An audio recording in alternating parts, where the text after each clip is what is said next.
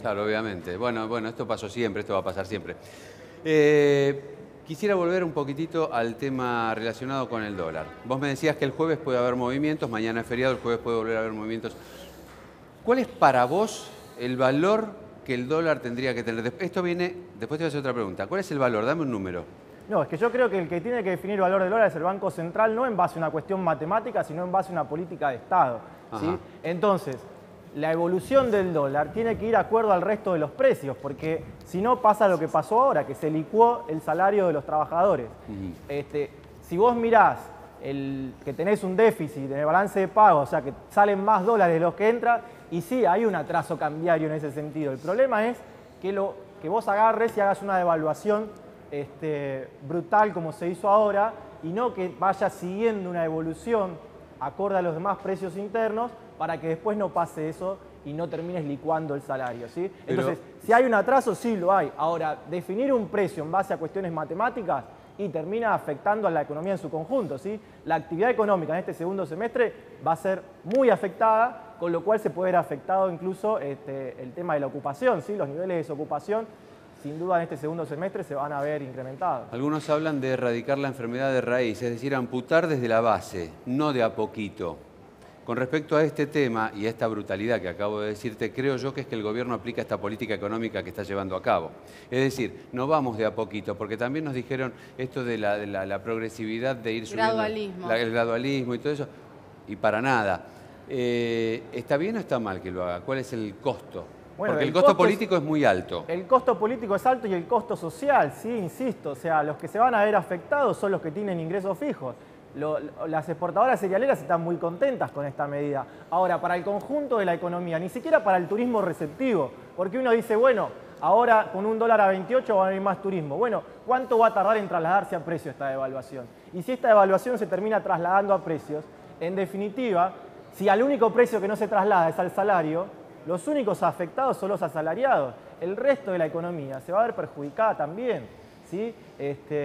Por eso digo... Hoy se publicó un dato, ¿no?, que también marca un poco el sensor de lo que es la situación de un trabajador. 19.000 pesos para no caer en la pobreza, ¿no? La canasta básica. Digo, este dato marca un poco lo que se va a venir a futuro también, ¿o no?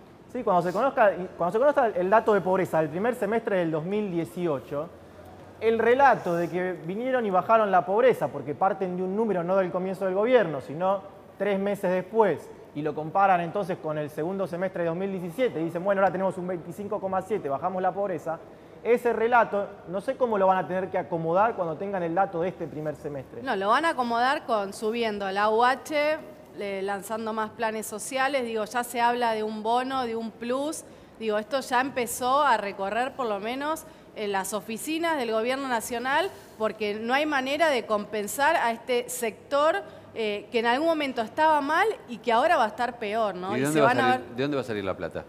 Presupuesto nacional. ¿Y lo van a aprobar? Porque la oposición me parece que está muy en contra de... Justamente nunca más en contra que ahora. No, el presupuesto lo tiene, el Tesoro tiene reservas y van a sacar la plata de ahí.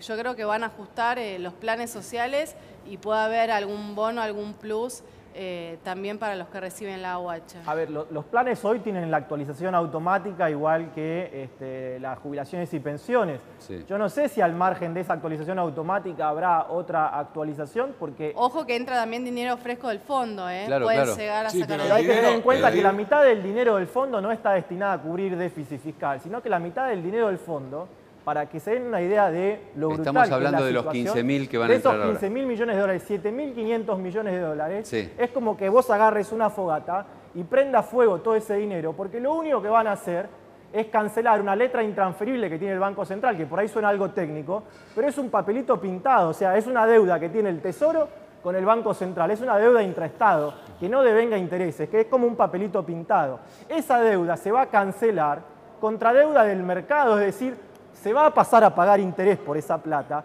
se va a deber la plata, pero esa plata no se va a gastar en gastos corrientes del gobierno. Eso le terminaría de dar autarquía al Banco Central, digamos. Claro, pero para absorber ese dinero lo que están asumiendo es deuda de mercado, es decir, nos están endeudando a todos los argentinos simplemente para retirar dinero de la economía. Sí, porque como consideran que la emisión causa inflación, Entonces lo que hacen es, para absorber ese dinero, endeudan al Tesoro. Es realmente algo insólito. Sí, si queremos hablar de autarquía del Banco Central, recordemos que hace una semana Sturzenegger decía nunca más hubo más autarquía que ahora, y a las 48 horas fue de salida. Porque en realidad me parece que el problema, y aprovecho el economista, está en que todavía seguimos hablando de dólares, pero no decimos cuánto se devaluó en los últimos 24 meses, ¿no? ¿Coincidís? Sí, o sea, a ver, sin duda que hoy la variable fundamental que vino a ajustar la economía es la devaluación, eso no hay duda. La devaluación esta vino a ajustar a toda la economía, pero incluso también vino a licuar eso que era tan grave, que es la bomba del EVAC, ¿sí? Que ya una parte ya la fueron absorbiendo, porque el vencimiento anterior, que hubieran sido para este mes 650.000 millones aproximadamente, terminó en 515, ¿sí? Es decir, que absorbieron bastante de eso. Pero la devaluación quizás sea el cambio más abrupto que tuvo la economía, pero que ahora va a ir acompañado encima de un ajuste fiscal. Entonces ese ajuste fiscal, que supuestamente lo que busca es que tengamos cuentas más equilibradas, hay que tener en cuenta que también va a repercutir en una menor recaudación, porque cuando vos estás afectando la actividad económica, significa entonces que vas a recaudar menos impuestos, porque el impuesto al valor agregado es el impuesto que más va atado a la actividad económica. Te cae la actividad económica, te va a caer la evolución de la recaudación de IVA. Ahora, sí. Entonces vos ajustaste, pero el efecto que tenés es que a su vez generás mayor déficit en el sentido de que tenés menos recaudación tributaria. Venimos de una economía que muchos economistas, muchos de ustedes, digamos, coinciden en que era una economía dibujada. Entramos en una economía, según el gobierno, real. ¿Hasta qué punto es una y hasta qué punto es otra? No, a ver, que había algunos desajustes macroeconómicos, lo sabía, que había que quizá definir políticas activas para hacer frente al déficit del sector externo, que es lo más grave. Sí, la restricción externa argentina, que es recurrente y que es histórica, es el problema quizá más importante a resolver, ¿sí? Espera, perdóname, un segundo.